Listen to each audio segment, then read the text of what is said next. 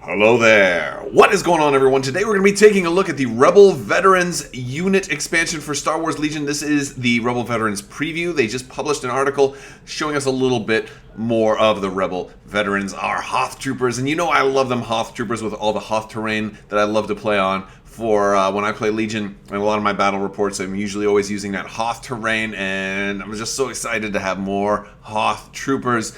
Very cool. Also glad they didn't call these guys Hoth Troopers, because then I couldn't use them on Starkiller Base, right? Or whatever. So very cool to see our Snow Rebel Troopers finally getting a little bit of a preview. I do want to remind you guys there is still just a little bit of time left to enter to win the $25 Amazon gift card. All you have to do is be a subscriber and leave a comment on this or one of my videos. It's as simple as that. So let's dive right in to our Rebel Veterans, and we get a good rendering of them right here. We are getting some more aliens as well. So I believe this gentleman in the top center is a Celestian, and I think that may be the only alien we're getting in this group. Everybody else looks mostly human, but it's always cool seeing more aliens show up. Here is our Rebel Veterans unit painted up, and of course we've probably already seen some of these. I had some good close-up photos from these at Star Wars Celebration, so you can check out some of my Star Wars Celebration footage as well, where we had a lot of close-up images of the case where all of these guys were on display, as well as everything else that is still coming, a lot of the Clone Wars stuff. Hopefully we will be getting Clone Wars pre-sale at Gen Con too, and maybe even some of the other stuff, you know, like with these guys, the Scarif Troopers, they may be out by Gen Con, at least for early release, but we'll have to see. So the Rebel Veterans are going to have a personnel and heavy weapons, of course. They're going to have training, which is really cool for a core, and they're going to have a grenade and equipment as well. They are going to be at 48 points, so they're going to be more expensive of a core. Pretty expensive for Rebels. They are only going to have the defensive die of a white, but they are going to have defensive surge and offensive surge with a black die, so that's really cool. I love offensive surge and defensive surge. A black die with range 1 to 3. I think just as a core unit, if you take everything else away, you've already got a pretty solid looking core unit right here at 48 points. This is, you know, I feel like these guys are kind of like on par with clone troopers, minus the fact that they won't have the clone subtype, so they won't be able to share green tokens or anything like that, but they're going to have a lot of, you know, a lot of quality to this type of a unit, which, I mean, if they're veterans, they should be better, so thematically they're definitely going to be better, but of course you're going to be spending more since they're 48 points. Now, they do have Defend 1, so after you're issued an order, you're going to gain a dodge token, so that much is also cool, but again, dodge tokens aren't going to, you're not going to have Nimble like your regular Rebel Troopers, so you're not going to be able to make those dodge tokens last all turn long. But still, I'd rather have one for free. Because a lot of times I find myself, even with Rebel Troopers, moving and shooting, I find myself not dodging very much with Rebel Troopers. But they also have Coordinate for Emplacement Trooper. After you're issued an order, you may issue an order to a friendly Emplacement Trooper unit at range 1. And this is why I think Defend 1 is actually really good, and I really think I prefer this unit. May end up getting quite a bit of these as well, because of the fact that they have this Coordinate ability. You're going to get a free dodge by giving them an order, but also after you give them an order, they get to give another order out. So it really, it behooves you to give them orders, because you're getting 2 bonuses by issuing them an order as opposed to pulling from the pile. You're getting Defend 1 for a free dodge, and you're also getting that Coordinate Emplacement Trooper ability. So you're really getting a whole lot. Now, Emplacement Troopers are going to come with these guys as well. It's kind of like their extra heavy weapons option here is a whole standalone separate core unit with only 1 miniature. So it's kind of cool. It's almost like a heavy weapons option for them is a 38-point heavy weapons option that is its own unit altogether. There's good and bad for this. The good is that it's a cool new mechanic, but then the bad is like, boy, that dude is all by himself. So if he does get shot, he's going to be completely removed from the game for just 1 mini. You know, so it's like, if you're looking at it as the other heavy weapons, it's pretty interesting. It's kind of like an E-Web for the Rebels, basically. You know, not too unlike an FD turret in some ways, although this one can move. So that much is interesting. He does have 38 points, only the grenade option, and he's detachment for Rebel Veterans. Now, if we remember from the last rules update for Star Wars Legion, that basically if you're going to include him in your list, he's going to have to be included with a list that has a matching Rebel Veterans. And you can't just have like 1 Rebel Veterans and 5 Mark II Medium Blaster Troopers. You're going to have, for every Mark II Medium Blaster Trooper, you're going to have 1 Rebel Veterans. So you're kind of hard capped at 3 of these for standard games. If you want to play in a Grand Army, you can go above and beyond that. But for most games, I don't really see anybody buying more than 3 of these. However, because it's a good core unit, you might want to potentially run 6 of these and then just, have these guys kind of go to waste. Because you could really never have more than 3 of these in any standard list in any way, shape, or form, unless there's some kind of new rule that removes the detachment requirement from them. Because they're only 38 points for a core. And that also helps make up for the fact that, well, I'm spending more points for a core here, but here I'm getting a cheaper core option, so it kind of helps balance your points out. But at the same time, like, this guy by himself is not really as good as a whole core unit.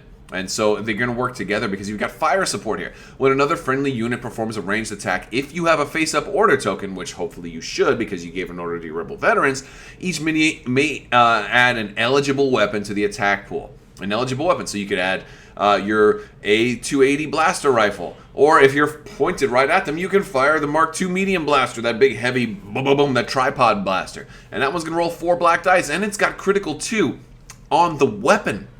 So that's really cool because now all of a sudden you're adding that weapon to the pool, and now the whole attack is also gaining critical 2 and cumbersome and fixed front. But so that's awesome.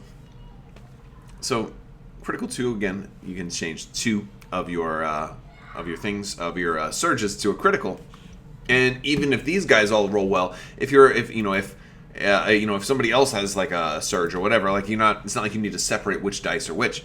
You just roll them all and you make them 1 attack pool. But you're limited to 1 fire support per attack pool, so you couldn't have 3 of these guys all pointed at Darth Vader. One dude shoots and you end up like with 100 dice. So you're gonna like.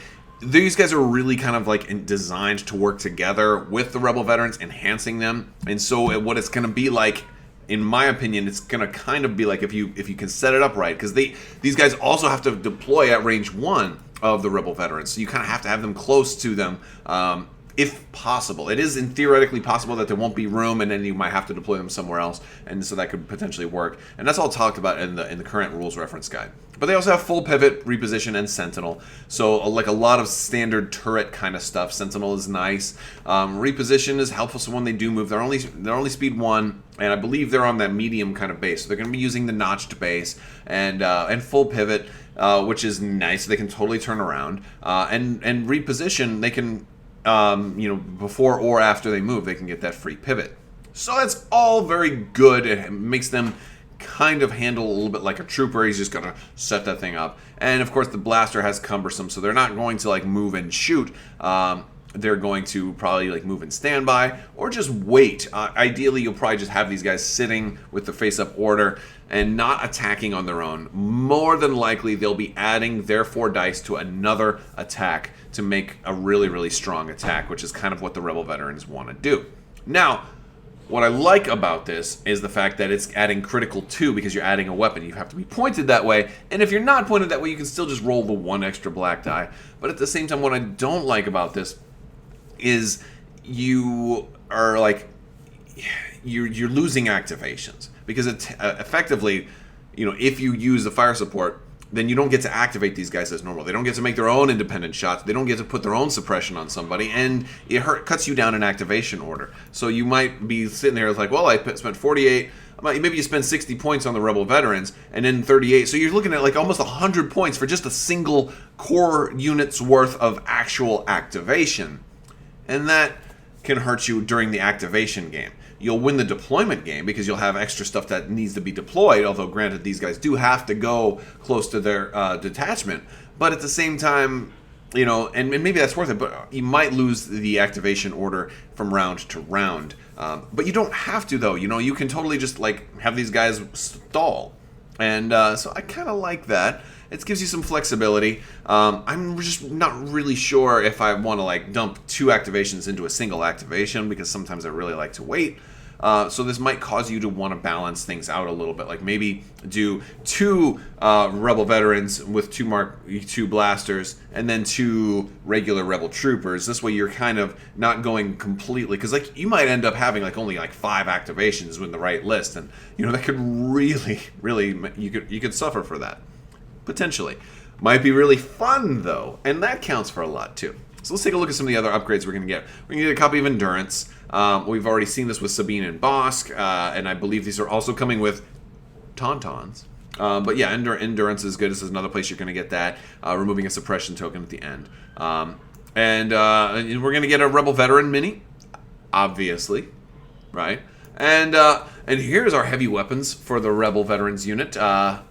This is nice too, and this is again 31 more points here. So if you're adding this guy to your Rebel Veterans unit, like adding everything up, you're looking at an insanely expensive core unit activation and shot. But is that really a bad thing? Because look at this. He's got critical 2 on him also. And it's a numerical value, so it's going to stack. Now I feel like since they have Surge to hit already, critical 2 is less like Uber, but it's still good. It's also against vehicles. So your CM93 is going to add 4 white. You're going to have a Rebel Veteran, all right, for another 12. This guy also adding his 4 black with his critical 2. So we're looking at 4, 5, 6, 7, 8, and then 8 plus 5. So you could get 13 dice going right here. 13 dice for 1 activation. Boom, as long as the fire support guy is pointed at the same place. You're going to have Surge to hit on there. But you're going to be able to also turn 4 of your searches to crits. And you've got a pretty good chance of getting those crits. Now, maybe these Rebel Veterans aim first and then shoot. So I could see, you know, maybe for your equipment, putting your extra reroll, your precise 1, giving these guys precise 1, considering how many dice they may be able to eventually have in their pool. That might be a good option. We'll have to see. It'd be fun to get these guys on the table and do some different things with them, because they look like they're pretty interesting, but I feel like there's a little bit of risk here in that if this guy isn't pointed in the right way, you're going to kind of lose a lot of the benefit of that. But there's something to be said for a 13 dice attack from a core unit. A core. Oh, and by the way, that's not grenades, that's comms. I almost said they have a grenade. I almost said. I straight up said that they had grenades, and that's a lie. That's a lie. That's because Dice Tower is tomorrow, so I've got gaming convention on the brain, so I'm a little bit kooky right now. No, that's the comms upgrade. So if you want them to be able to give themselves an order, you can do that. Yeah, that's so HQ uplink and things like that. Yeah, they don't have grenades, because I was about to say, oh my gosh, grenades too, and they could throw their grenade. No, they ain't throwing grenades. So, but I mean, 3 health. So like you are getting a core a single mini that can take 2 shots and still live. But you might want to bring a medic. Maybe you want to bring a medic with your Rebel Veterans. You've got enough dice as is. Do you really need? Might be worth it. Might be worth it. That'd be fun. It'd be fun stuff. So we've got but they're expensive. I'm mean, like 31 and then 12. So you're adding 43 on top of the 48, so that's 80, 95 plus 38. That's 195. That's the math, because I'm always a truth teller. All right, guys.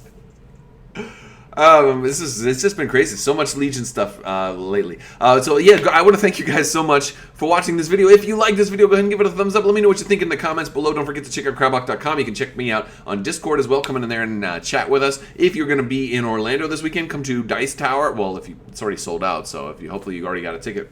If not, you can see me at Gen Con, so that we'll be having some fun out there. And yeah, that's about it. I want to thank my patrons so much for you guys' continued support. You guys are amazing. And play more Legion. I want to thank you so much for watching. And as always, have a great day.